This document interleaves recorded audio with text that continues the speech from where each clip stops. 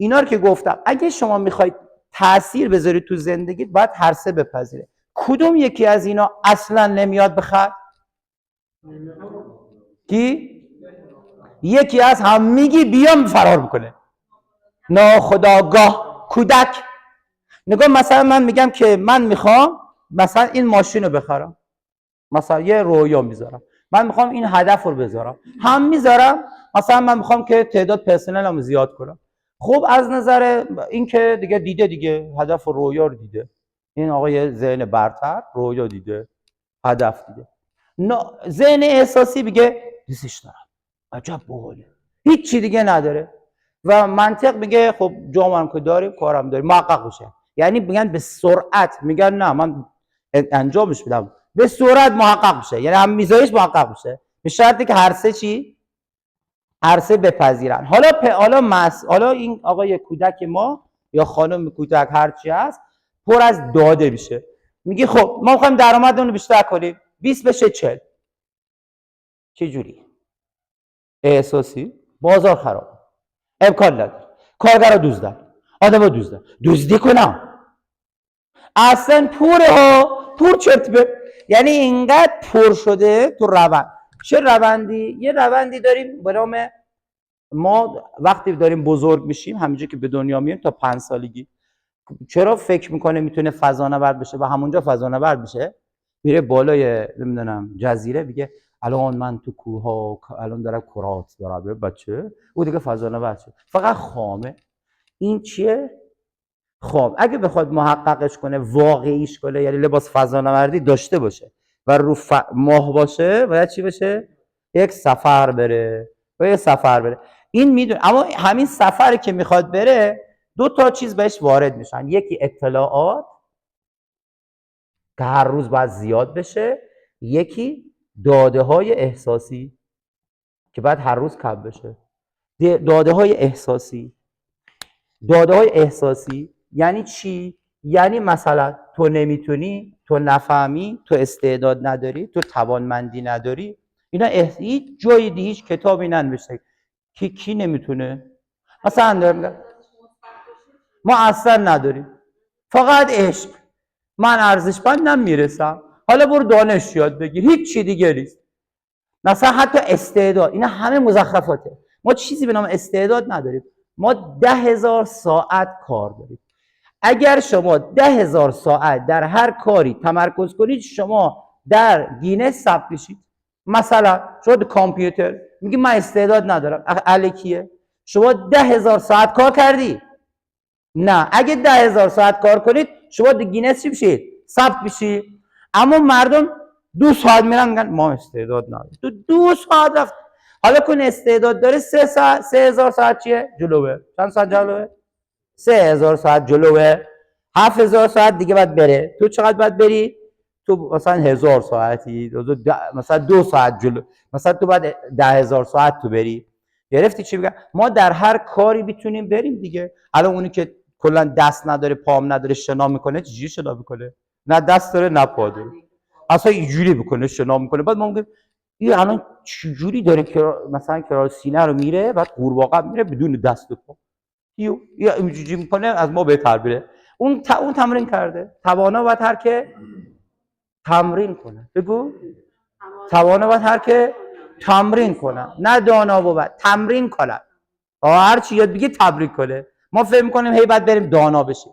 من یه وایس براتون فرستادم، هر کی یتیم میشه، یتیمش مسئله داره، یا جنگجوش خام میشه. چی؟ نه. برای چی اونجا بود یک داده آوردی؟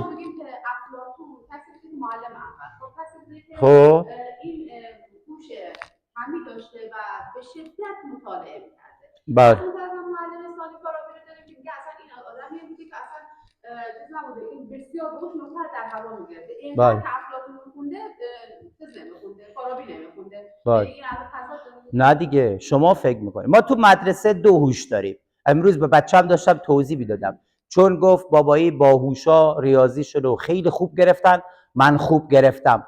گفتم گول نخور، ما 34 تا هوش داریم، 2 تاش تو مدرسه است.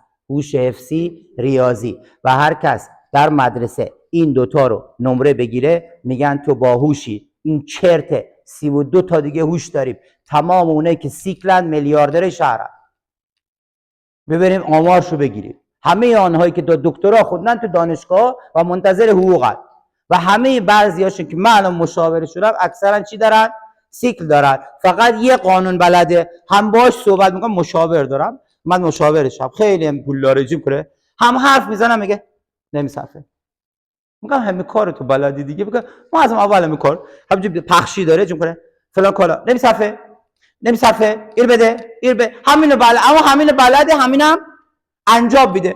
دکتره مثلا کارآفرین اینقدر اطلاعات داره اما یه ذرهش استفاده نمیکنه. ما هوش 34 تا داریم، با هم میرسیم. چند تا داریم؟ 2 تاش فقط ما دیدیمش.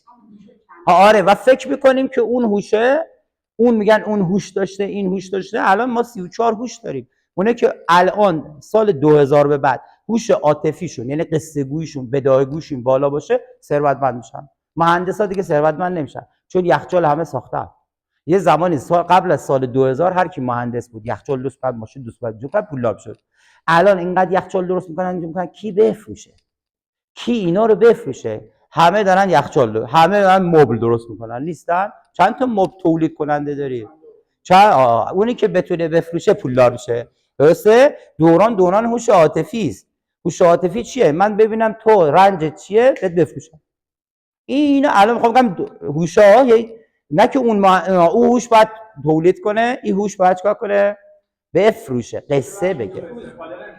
چی؟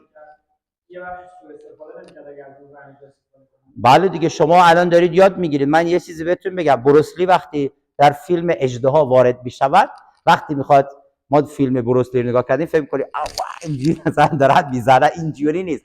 بروسلی اول فیلم به اندازه 10 دقیقه کمتر، وقتی که از معبد شاولین میخواد بیاد بیرون، چون یک بروسلی هم یک از افراد بسیار معنوی و تاثیرگذار قرن بود، 33 سال بیشتر عمر نکرد اما خیلی تاثیرگذار بود.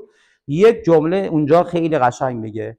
وقتی بروسلی میخواد بره بیرون، اونجا استاد جلوش بگیره، میگه با توانمندی ها و استعدادهایی که به دست آوردی، تو توانایی ها از حد انسانی بالاتر رفته، میخوای با اونها چیکار کنی؟ یعنی این میتونه با 10 دقیقه 50 نفر بزنه همش پولاشونو بگیره. میتونه 10 دقیقه عبر بکشه. خب میخوای چیکار کنی؟ میخوای به دزدی کنی پول در بیاری یا میخوای به مردم خدمت کنی؟ چیکار میکنی؟ هر دانشی که شما یاد بگیرید چی میشه؟ بگو.